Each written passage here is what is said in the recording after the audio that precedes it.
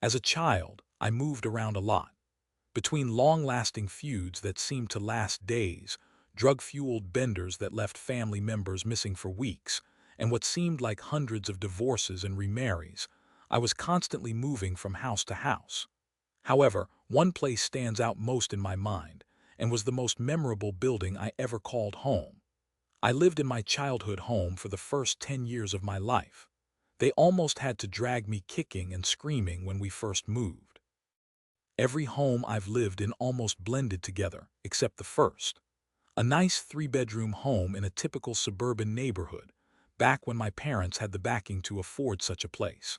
Compared to the motels and drug houses I later called home, this place seemed like a mansion. The HOA allowed for home gardens, which my father definitely took advantage of.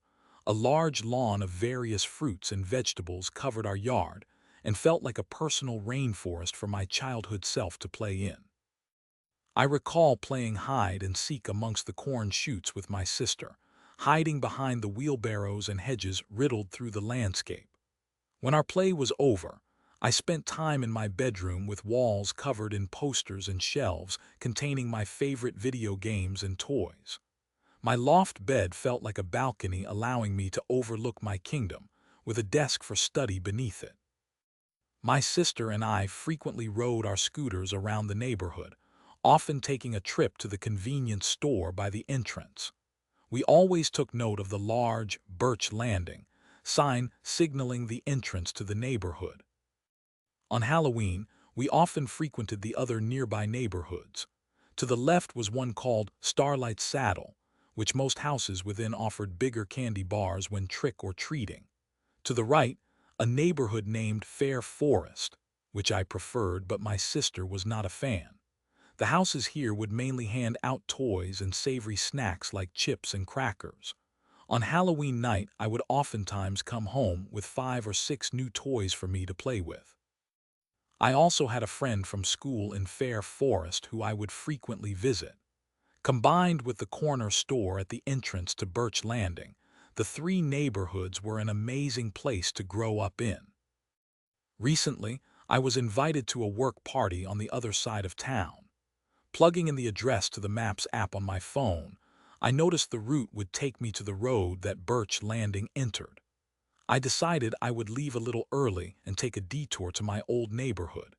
It would do me well to drive around the place and reminisce on old memories, especially considering the tragedies that have befallen my family recently.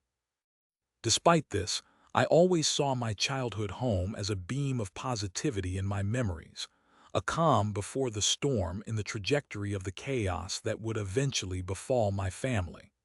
I was looking forward to taking a scenic route and recalling many happy memories. As I headed to the party, my Corolla chugging along the side street which Birch Landing sat on, I took note of the large Starlight Saddle sign, signaling I was close to my old neighborhood. The adjacent neighborhood looked just like how I remembered, and anticipation began to build as I realized I would soon see that corner store gas station which sat at the entrance to the old community. However, I was perplexed to see that only a few hundred feet past the Starlight Saddle sign was a large Fair Forest sign, announcing the entrance to the other adjacent neighborhood. There was no Birch Landing sign, nor the corner store which I recalled spending much of my time as a boy. I figured I must have missed it, and after many drinks and an intoxication level I surely should not have been driving at, I left the party and headed on the route back home. This time I made sure to take a slower drive, ensuring I was seeing things correctly. Heading back from the opposite way, I saw the Fair Forest sign to my left.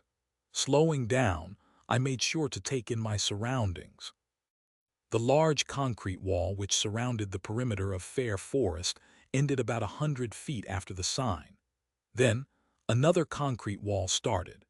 Trees and shrubbery were the only things between the two walls. Around another 100 feet later, there was the Starlight Saddle sign beside the second concrete wall. I turned around and drove through the street what must have been hundreds of times, each time my heart dropping further and further into my chest. Not only was there no Birch Landing sign in between the two neighborhoods, nor the gas station I specifically recalled spending much time in, but there couldn't have ever been a neighborhood there.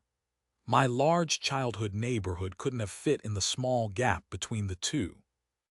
Birch Landing, the place I spent most of my childhood, the place I have my fondest memories from, the place I recall playing tag with my sister, or riding my scooters around on nice summer days, going to the corner store when it was too hot and buying a cold piece of ice cream, or a chilled drink.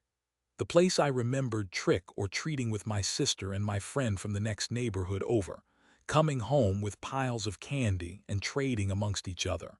My childhood home. The place I missed all my life and desperately wished I could go back to when my parents' marriage began to go downhill. That place, Birch Landing, it never existed.